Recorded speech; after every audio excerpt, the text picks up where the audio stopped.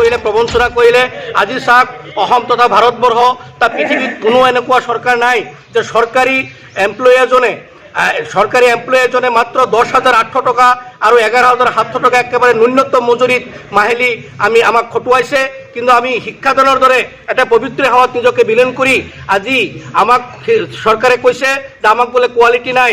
আজি চাওক, আজি হিমন্ত বিশ্ব শৰ্মা আমাৰ মুখ্যমন্ত্ৰী, তেখেতৰ সমসাময়িক বয়সৰ মানুহ আছে, তেতিয়াৰ পৰা আমি গ্ৰেজুৱেট, আমি প্ৰশিক্ষণপ্ৰাপ্ত, তথাপিও আমাক এতিয়া তেওঁলোকে টিউটৰৰ দৰে এটা শব্দ প্ৰয়োগ কৰি পেলাই আমাক সামাজিকভাৱে সেৱা কৰাৰ উপৰিও আমাক সামাজিক, আৰ্থিক, নৈতিক সকলো দিশত আমাক পংগু কৰাৰ যি পৰিকল্পনা, সেই পৰিকল্পনাৰ বিৰুদ্ধে আমি চৰকাৰৰ বিৰুদ্ধে আমি জাগি উঠিছোঁ।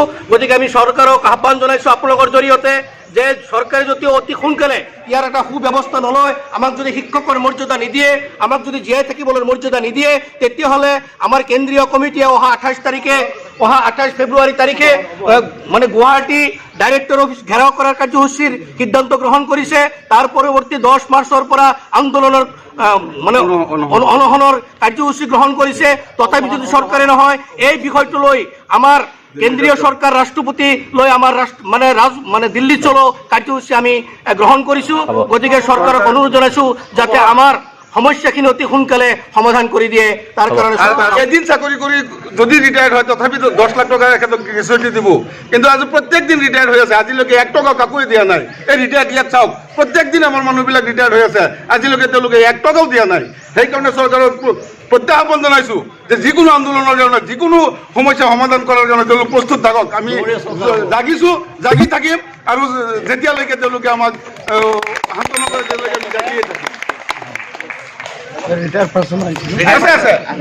মোক লাগে এটাহে সময়, এটা ডিউটি, এটা কাম, বেতনটো বেলেগ কিয়? কোনো 60,000 পাই আছে, আমাৰ শিক্ষক বন্ধু 10,800 টাকা। আজিকালি কি হয় 10,008 টাকা দি? এইটো সংসাৰ নচলে। চবৰ ল'ৰা ছোৱালী আছে, চবৰ ফিউচাৰ আছে। এইটোৱে মই চৰকাৰৰ পৰা অনুৰোধ কৰিছোঁ, এইটো তৎকাল সমাধান।